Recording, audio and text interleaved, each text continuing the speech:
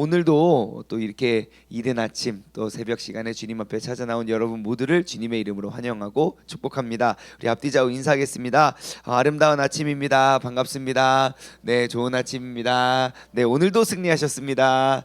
네, 우리 또 영상을 통해서 함께 예배드리시는 모든 분들도 축복하고 환영합니다. 우리 김승기 집사님 좋은 아침입니다. 할렐루야. 이렇게 또 댓글을 달아주셔가지고 인사를 했습니다. 여러분 우리 역대상 지금 나눠보고 있는데요. 역대상은 총 1장부터 몇 장까지 족보가 있었다고 나눴는지 혹시 기억하시나요? 1장부터 몇 장이요? 10장 조금 아쉬워요. 뭔가 가까워요. 1장부터 몇 장까지가 족보일까요? 9장까지입니다. 그리고 우리는 드디어 9장에 이르렀습니다. 이제 족보 이야기가 곧 끝나요. 그래서 내일까지 족보의 이름들이 쭉 나오고요. 이제 내일 모레부터는 이제 다시 이제 왕들의 그런 이야기들로 우리가 이제 역사로 다시금 돌아가게 되는데요. 아무튼 우리 이렇게 족보를 함께 나눠보면서 우리도 지금까지 우리가 이렇게 생각하지 못했던 부분들에 대해서 또 우리가 그냥 신경 쓰지 않고 그냥 넘어갔던 부분들에 대해서 우리가 다시 한번 돌아보고 이렇게 신경 쓰고 우리가 점검해 볼 수 있었던 은혜의 시간이 아니었나 싶습니다. 오늘은요 이 27절의 말씀을 다 나눠볼 수는 없기 때문에 우리가 1절과 2절에 집중해서 우리가 함께 말씀을 나눠보기를 원합니다. 1절과 2절 말씀을 우리 다시 한번 읽어볼까요? 1절과 2절 함께 합독하도록 하겠습니다. 시작. 온 이스라엘이 그 계보대로 계수되어 그들은 이스라엘 왕조실록에 기록되니라. 유다가 범죄함으로 말미암아 바벨론으로 사로잡혀 갔더니 그들의 땅 안에 있는 성읍에 처음으로 거주한 이스라엘 사람은 제사장들과 레위 사람들과 느비딤 사람들이라. 아멘. 자, 지금 1절과 2절이 이야기하고 있는 그 내용은 무엇입니까? 지금 배경은 어떠한 배경입니까? 유다가 범죄함으로 말미암아 바벨론으로 잡혀갔대요. 이게 유다가 누구죠? 유다가 누구죠? 지금 남왕국을 이야기하는 거겠죠? 북이스라엘 말고요, 남유다. 왜 이거는 인물이 아니고 나라로 볼 수 있습니까? 뒤에 남유다가 범죄함으로 말미암아 바벨론의 포로로 잡혀갔거든요. 자, 그러니까 이제 하나님의 말씀을 지금 저 차트에 보시면요, 지금 저기 포로 시대 오른쪽에서 두 번째 보면 포로 시대 있잖아요. 그 포로 시대 지금 딱 타이밍인 거예요. 지금 이 사건이. 자, 그래서 지금 남유다가 범죄함으로 말미암아 바벨론 포로로 잡혀갔어요. 우리 캐스켓 잠깐 복습해 볼까요? 세 번의 침공이 있습니다. 바벨론의 세 번의 침공. 1차, 2차, 3차. 3차는 1차부터 할까요? 1차는 몇 년도에 침공했을까요? 기원전 605년. 정답이 오지도 않았는데? 네, 깜짝이야. 정답이 나와서 깜짝 놀랐습니다. 자, 그럼 두 번째도 아십니까? 597년. 네, 세 번째는요 586년. 세 번 이렇게 침공을 했습니다. 내가 침략당한 게 아니니까 괜찮습니다. 아무튼 그렇게 세 번에 의해서 이제 바벨론 포로로 이제 모두가 잡혀가게 되죠. 자, 그러면 2절의 배경은 무엇일까요? 그들의 땅 안에 있는 성읍에 처음으로 거주한 이스라엘 사람은 지금 뭐죠? 지금 70년간의 포로 생활 이후로 다시 그 땅에 처음으로 발을 내디딘 사람들을 이야기하는 거죠. 자, 그래서 지금 1절과 2절은 지금 그냥 한 절의 말씀이 넘어가지만 거기 안에는 대략 한 포로 생활과 그리고 성전 재건의 그러한 시대들이 담겨져 있다는 사실을 우리는 알 수 있습니다. 자, 그러면 오늘 우리가 함께 나눠보고자 하는 것은 과연 우리가 그들은 왜 바벨론으로 잡혀가게 됐으며, 또한 그럼 그 성읍으로 다시 회복하고 다시 일으키는 사람들이 누구인지를 우리가 발견하고 우리가 돌아보아 우리가 정말 포로로 잡혀가거나 그렇게 큰 어려움과 환난을 우리가 당하지 않고 뿐만 아니라 그랬을 때 우리가 그 모든 것들을 이겨내고 회복해 나갈 수 있는 그런 지혜로운 사람 되기를 주님의 이름으로 소망합니다. 자, 그러면 남유다가 어떠한 범죄로 말미암아 바벨론으로 사로잡혀갔습니까? 네. 어떠한 범죄들, 범죄 많이 저질렀어요. 뭐 우상도 숭배했고요. 그리고 일단 말씀을 일단 보지 않았고요. 또한 그 하나님을 의지하지 않고요, 신뢰하지 않고요. 어려운 일이 닥쳤을 때 그들은 먼저 주님의 이름을 부르짖거나 주님을 신뢰하지 않았습니다. 이방의 나라, 이방의 국가, 이방의 신들, 그래서 많은 우상들을 따르고 세우고 섬기고 그들 앞에 절을 하고 살았습니다. 자, 그러면 우리가 좀 큰 그림으로 보면 유다가 범죄함으로 말미암아 바벨론에게 나라를 잃어버린 원인 제공은 누가 했습니까? 그들이 했습니다. 그리고 그 죄의 열매, 죄의 싹, 죄의 책임을 누가 받습니까? 그들이 받습니다. 아니, 이방을 섬기고 이방신을 섬기고 그 우상을 섬기고 나아가는 것이 그들이 생각했던 정답인 거예요. 나에게 이런 어려움이 있는데 이 어려움을 극복하기 위해서 내가 하나님을 의지하는 것보다 우상을 섬기는 것이 나에게 더 큰 이익이고 유익이라고 믿었기 때문에 그들은 끊임없이 쉼없이 우상을 섬긴 것입니다. 그렇다면 내가 그 우상들을 섬겼다면 나에게 그 우상이 나에게 가져다 줄, 다시 말해 그 우상이 나를 책임지고 나를 이끌어줘야 되는 거잖아요. 그런데 우리는 이 남유다의 멸망의 모습을 통해서 우리가 알 수 있는 건 무엇입니까? 세상에 어떠한 우상들을 따라다녀도 나를 책임질 우상은 단 하나도 없다는 거예요. 그게 역사가 말하는 결과예요. 그럼 우리는 지혜를 얻어야 됩니다. 내가 이 세상에 아무리 많은 우상들을 따르고 쫓고 의지하고 나아갈지라도 나에게 가져다 줄 열매는 없다는 거예요. 내가 그를 통하여 맺을 열매는 없다는 거예요. 그래서 오늘 지혜로운 자들은 그러한 모든 우상들을 내려놓고 다시금 주님의 말씀으로 다시금 주님을 의지하고 다시금 그 주님을 신뢰하며 나아올 수 있는 믿음의 사람 되기를 주님의 이름으로 소망합니다.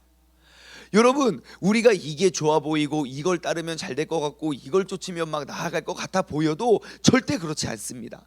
잠깐은 그래 보이죠. 잠깐은 그러한 느낌이 들 수 있죠. 하지만 그 결과 하나님을 진노케 하고 하나님을 화나게 하면요, 그 책임을 우리에게 반드시 물으신다는 거예요.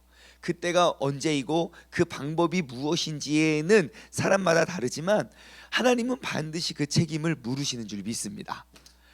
옆 사람에게 인사합시다. 하나님은 반드시 책임을 물으십니다.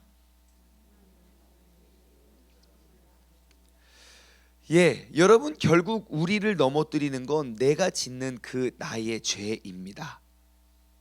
그렇다면 오늘 하루를 살아가실 때요, 내 삶에 내가 발견하는 그런 모든 죄악들로부터 다시금 멀어지시고 끊으시기를 주님의 이름으로 소망합니다.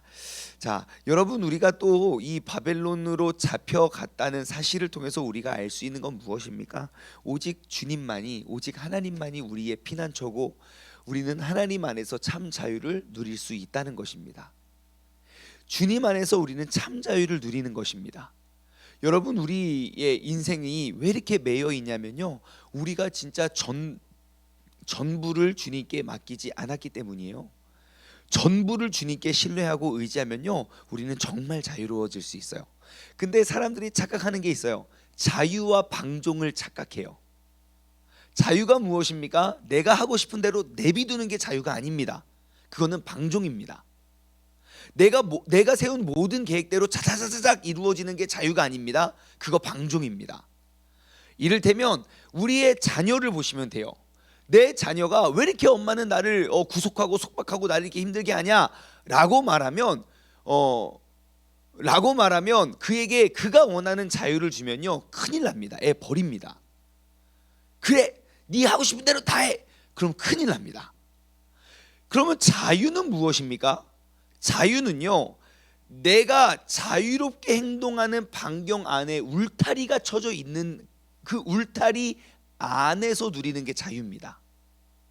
울타리가 없어지면요, 그거는 너무너무 큰 위협이고 위험이 도사려요. 그러니까 내가 그냥 가만히 둬도 내가 멀리 가거나 잘못되지 않는 그런 안전한 울타리가 쳐져 있을 때 우리는 비로소 자유할 수 있는 것이죠.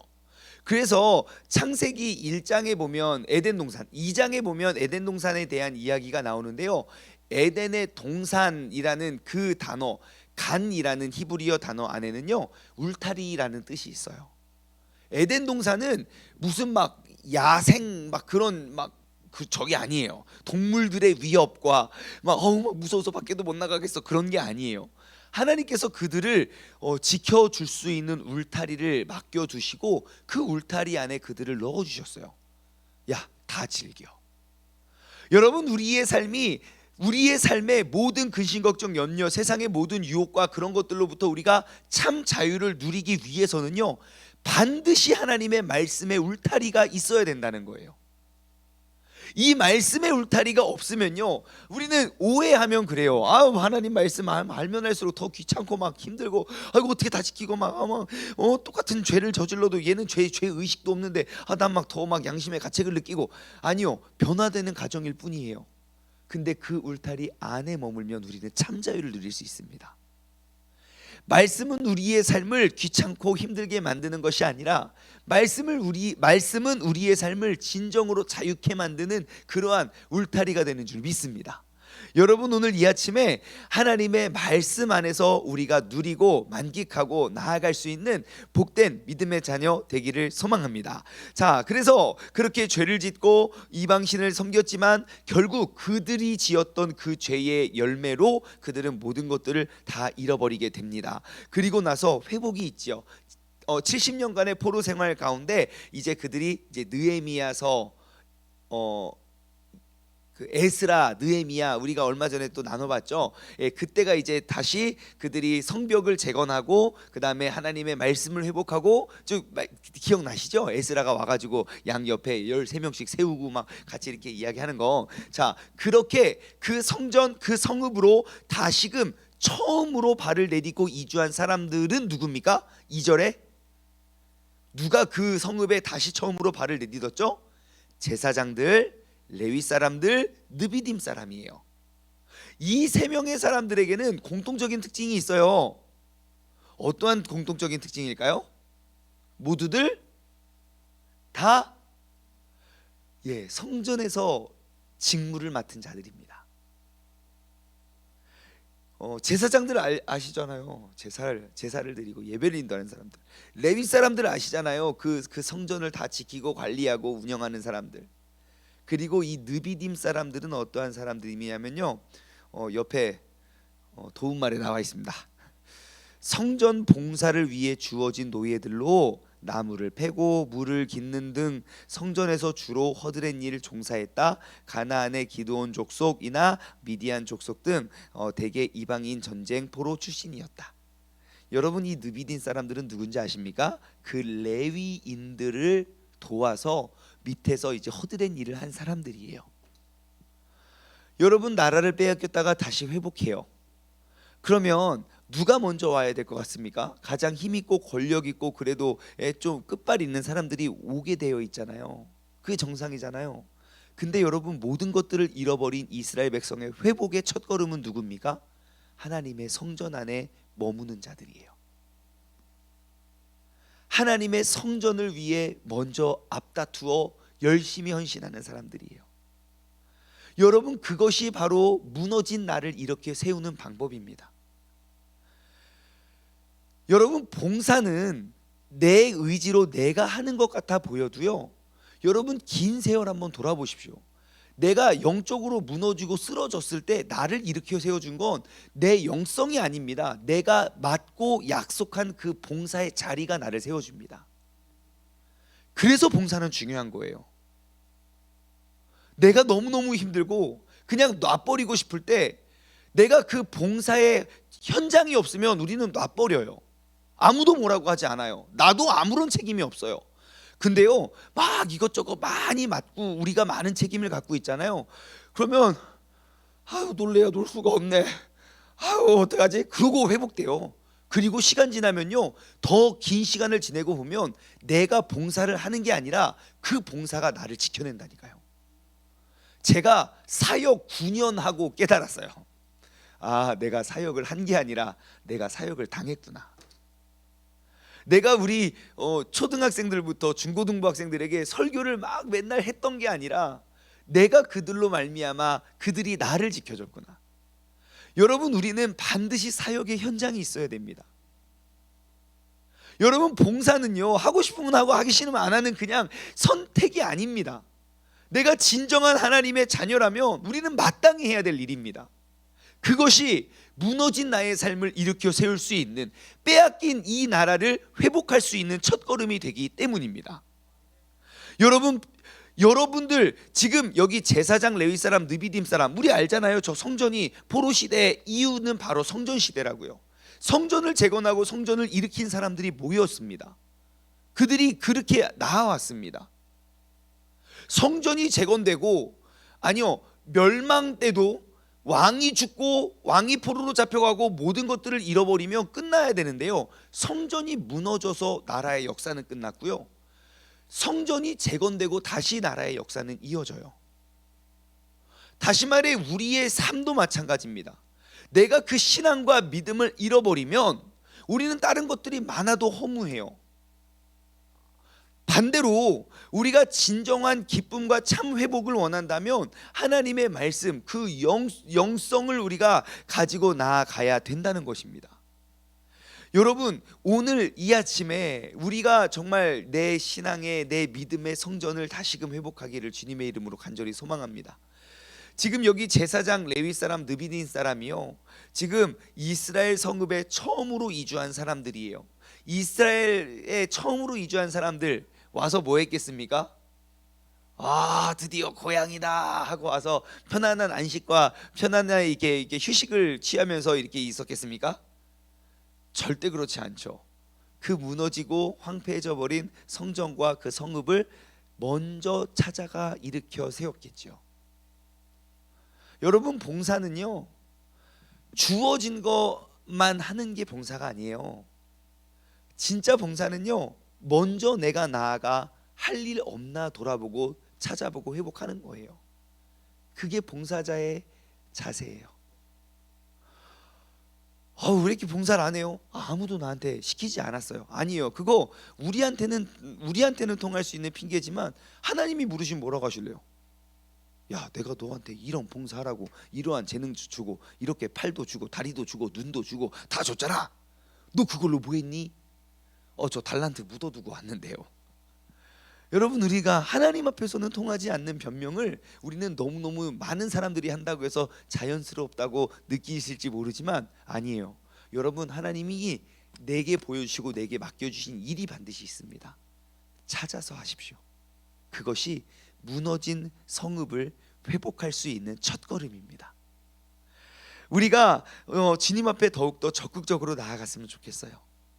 언제부터인가 대한민국에 있는 교회 안에 진행되는 일어나는 그런 역사이고 그러한 문화들이 정말 이상해졌어요. 다 내빼고 도망가고 피하는 그러한 문화가 되었어요. 하나님의 축복의 기준은 바로 이 안에 있는데 우리가 먼저 주님께 나아가고 헌신하고 봉사하면 하나님이 그를 통해 복을 주시고 그를 통해 상급을 쌓아두시는데, 그런 가를 가리켜도 우리는 쫓아다녀야 되고 우리는 부탁하고 요청을 해야 되는, 정말 이게 위아래가 뒤바뀐 그러한 교회 생활을 우리가 하고 있는 것 같아요. 아니요, 여러분, 우리가 먼저 회복했으면 좋겠습니다. 우리가 먼저 더욱더 적극적으로 우리가 할 수 있는, 또 내게 맡겨주신 하나님의 성전과 성읍을 세울 수 있는 그러한 봉사의 자리를 우리가 찾아 나아가, 정말 유다가 범죄함으로 바벨론으로 잡혀갔지만 그 이후에 처음으로 첫 발을 내디딘 그러한 제사장과 레위 사람들과 느비딤 사람들이 되기를 주님의 이름으로 간절히 소망합니다. 기도하겠습니다.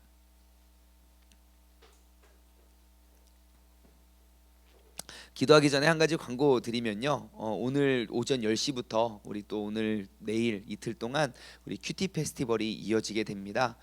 여러분 꼭 함께 하시고 교회 오셔도 되고 각자 계신 곳에서 우리 온라인으로 꼭 접속하셔서 정말 도피성 교회의 사명은 무엇이고 사역은 어떠한 모습인지 여러분 미리 한번 또 보시고 함께 은혜 받으시기를 바랍니다. 10시에 또 영상으로 뵙도록 하겠습니다. 기도하겠습니다. 하나님 아버지 감사합니다. 주님, 오늘 이 아침에도 주님께서 우리를 불러주시고 하나님의 귀한 말씀으로 말미암아 우리의 삶의 모습을 다시 한번 돌아보고 점검케 하여 주심에 감사를 드립니다. 아버지 하나님, 하나님에게 불순종하고 또 죄악을 저질렀던 그들의 죄악이 결국 나라의 멸망이라는 그러한 열매로 그들은 책임지고 떠맡게 됩니다. 아버지 하나님, 우리의 삶에 달콤한 것처럼 보여지고 또 되게 좋아 보이는 것들, 우리가 정말 그것이 죄인지 아닌지 우리가 잘 구분하고 분간하여서 하나님 보시기에 정말 올바른 믿음의 사람 되게 하여 주옵소서. 설령 우리의 실수로 또 우리의 연약함으로 우리는 넘어지고 쓰러지게 질 수 있지만 아버지 하나님, 우리가 넘어진 곳에서부터 일어서는 것, 우리가 회복해 가는 그 모든 것들의 첫 걸음은 바로 주님을 향한 헌신과 그 교회와 성전을 위한 우리의 봉사 이혼이 아버지 하나님 이 자리에 있는 우리 모두로부터 시작되어서 정말 우리 세종중문교회를 섬기고 섬기는 그런 모든 세종중문의 가족들은 먼저 주님의 나라와 그 주님의 성전을 세우고 또 굳건히 해 나갈 수 있는 믿음의 사람 되게 하여 주시옵소서. 감사드리오며 이 모든 말씀 살아계신 예수 그리스도의 이름으로 기도드리옵나이다. 아멘.